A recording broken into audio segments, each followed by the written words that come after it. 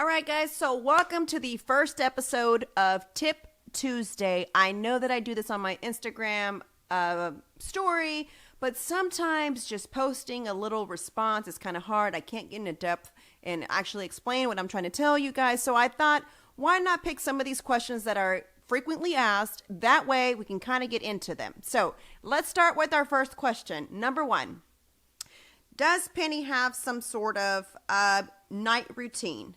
Yes, she does.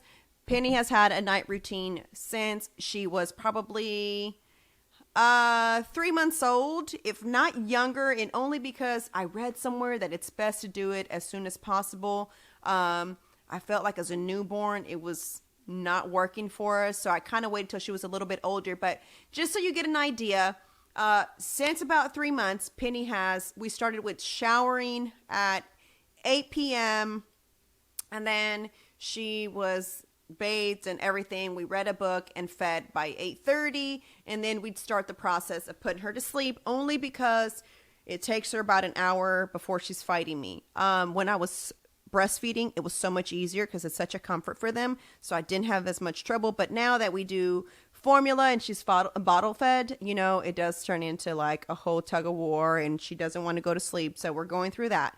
Now that she's a little bit older, we do dinner all together as a family about 7:30. She jumps in the shower. I read to her while in the shower because I kill two birds with one stone, and so I kind of read to her so that when she's out, all we're doing is getting ready for bed. I turn on the white noise with lullabies so that she can knock out, and we're done. And again, it still takes her a good 30 minutes to fall asleep. So yes, Penny does have a routine, a night routine. Is there a meal plan for Penny? No, there is not a meal plan for Penny, but I have a routine for Penny if that's maybe what you're looking for. So in the morning when she gets up, she actually has yogurt and apples. And then after that, she'll ask herself for probably a bottle, which means she's kind of hungry. If she just signs more, that means she's hungry. Just feed her whatever. But if she says more and teta, that means she wants the bottle. So we give her milk because now she's transitioned into milk. And then from there, because she's able to communicate now with me via signs, not verbally, but with signs, I kind of know when she's hungry now. She tells the babysitter when she's hungry. When, I have her, she's good about letting me know. And or she goes to the refrigerator herself and she's trying to let you know, hey, I want one of my pouches. So there's not really, any kind of plan for her because now she's able to tell me. But, when she was younger, obviously, you feed them every 3 hours. When you're breastfeeding, it's almost every hour. So, it works a little bit different. Someone asked, I'm not pregnant, but what do you think about eating the placenta and its benefits? Oh my God. Yes. Eat your placenta. I know it's disgusting, but guess what? When you deliver in a hospital, no one tells you that you can have your placenta. I don't know how true this is, but rumor has it that a lot of hospitals are selling your placenta. Stem cells. I don't know. It could be false, but it could be true. But why not you eat your own placenta? I actually turned mine into capsules. The benefits of it is I felt like I didn't go through that imbalance of hormones after having Penny. It gave me energy, not like coffee jittery energy, but I didn't feel so exhausted after waking up, staying up all night with the baby when they're first born. So, I felt like it helped me in that way, but I did get some comments when I would post my pills. Some women who tried to do the placenta said it was opposite for them. It did like worse, like their hormones were everywhere. I'm not sure why or how that happens, but I know it's possible. But for me, I got great benefits from it. I honestly felt like my body was rejuvenating every time. I don't know if it was mental, but I definitely did it. And let me tell you something. My husband would take my pills, and he would feel like he's had energy. So I'm assuming it's got some kind of great benefit. So yes, I definitely recommend encapsulating your placenta. I'm breastfeeding and supplements with formula. Any tips on helping my supply? So I am with you 100% there.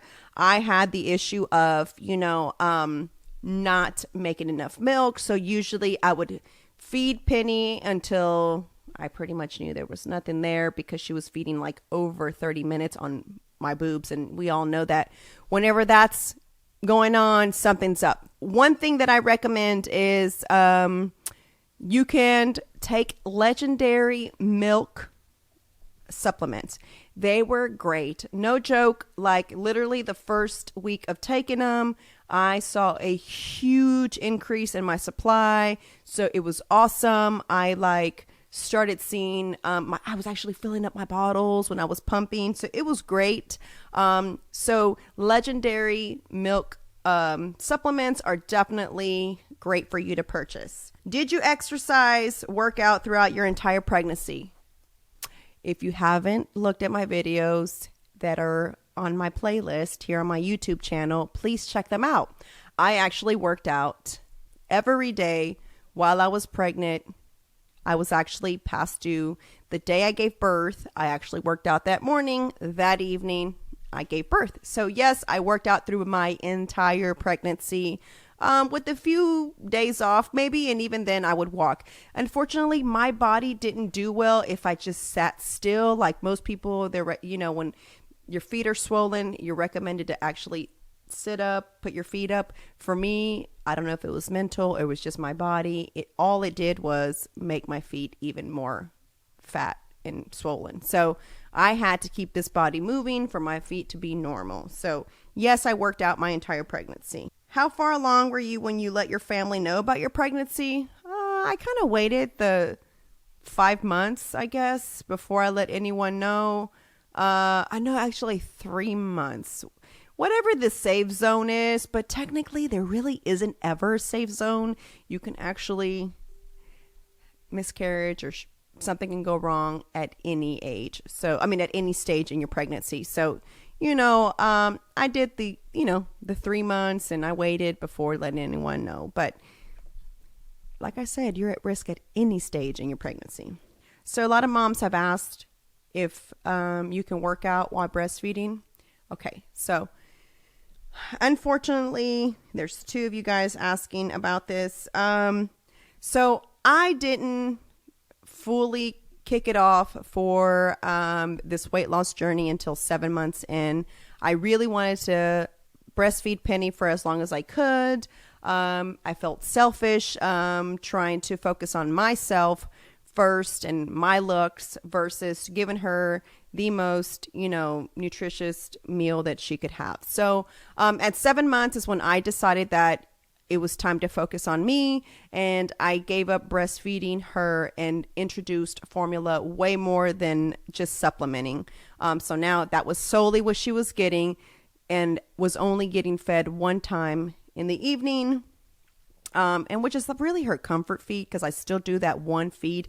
But moms, unfortunately, unless you're taking something different, your supply will go down with you dieting and exercise. You will basically dry it out, and you won't have enough to give your baby. I don't know that there's any way to go around that. I've not heard of anything that could help prevent that from happening, but I know that my nutritionist told me to focus firsthand on feeding my baby, and when I was ready to actually go full force 100%, to reach out to her so that she could provide a menu to help me get back into shape. So I would recommend that for just now. Maybe you come up with your own type of mental deadline of when you want to stop feeding your baby. If you want to work on yourself, if you don't want to stop breastfeeding your baby, then guess what? You're probably going to have to take it really slow and just do maybe walking, abs, lunges, very light working out, like more body weight exercises, nothing too hardcore, so that you don't affect your milk supply. Parenting advice. Do I have any? Yes and no. My advice to you is this. You are going to give, this person is a first-time parent, and is tired of getting parenting advice where it's not solicited. So I don't blame you. You are going to get that a lot while you're pregnant from people you don't care to get it from. So my suggestion to you is just to smile, take it in, whatever you feel you may want to use it. But you are the parent. You know what works best for your child. No one else lives in your household. You make decisions based on what you and your husband or you and your partner feel works best for y'all. If you want to, discipline your child a certain way, that's completely up to you. How you want to manage your time with your child is completely up to you. We're so quick to give advice or give opinions on how to raise other people's kids. And I sometimes think that we need to keep our opinions to ourselves and worry about your own kids. So the advice I would give to you is take in whatever you want to take in, observe other parents and see, I like that idea. So maybe you can take a little bit from everybody and make it work for you. So my advice is make it work for you.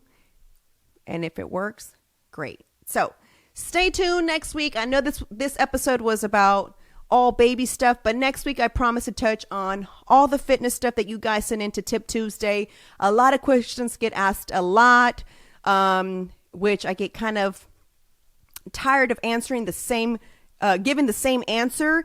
And it's not because I'm trying to keep it short, but unfortunately on Instagram, you're not able to elaborate too long before you got to make several clips. And I mean, who wants to look at a story that's that long, So next week, I promise to have questions asked on this Tip Tuesday in regards to fitness. I'll make it all about fitness next week. So thank you guys for tuning in. If you like the video, please like it, put a little thumbs up, subscribe to my channel, and comment below, guys, if you liked the video and if you want to see more of them, or if you just like it better on Instagram. Let me know. See you guys soon.